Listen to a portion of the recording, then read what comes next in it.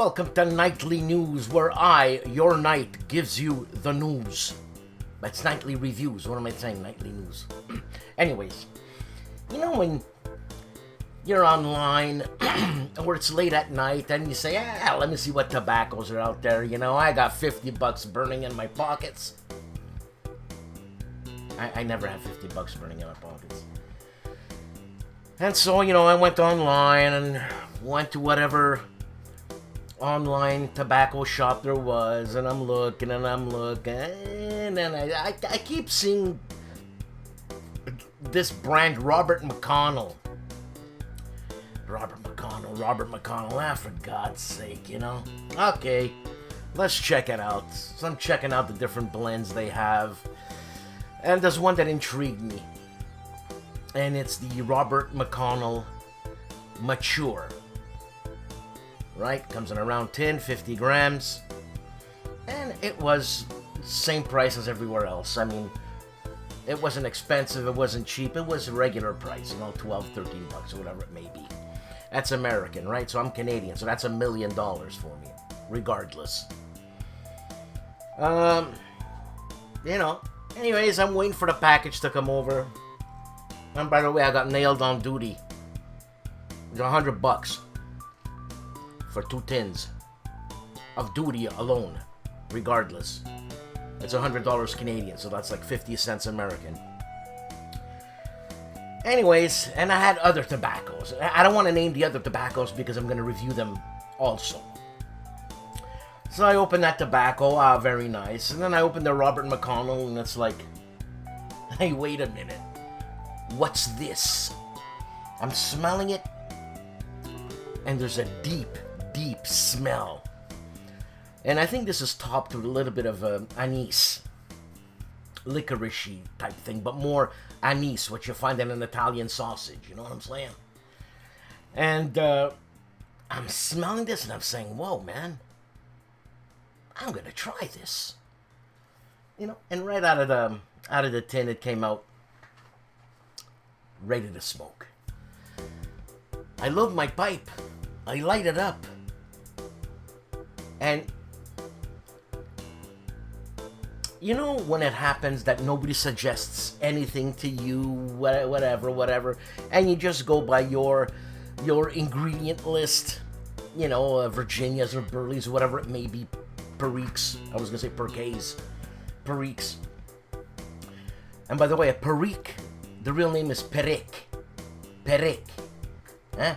St. James, Louisiana is French. Perique. Whatever. I'm lighting this and I'm like, man, what do we have here? You know, this was like a discovery. And then you know, on the tin it says since 1848. Robert Macconnell since 1848. They must be doing something right if they're still around. It was rich. A rich smoke. Deep. Tangy. Bready. Juicy.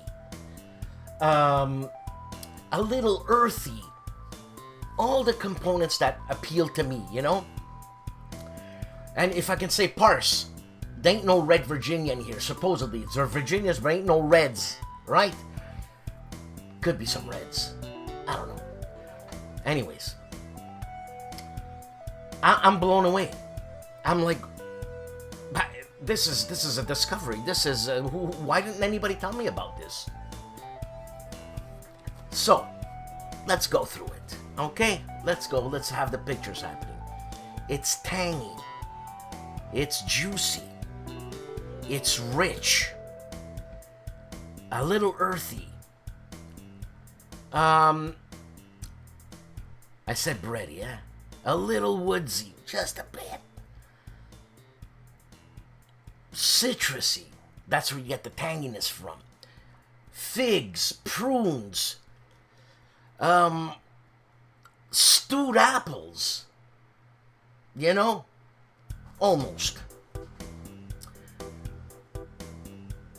It's sweet enough It's not bitter, and it's not, how do you say, acrid.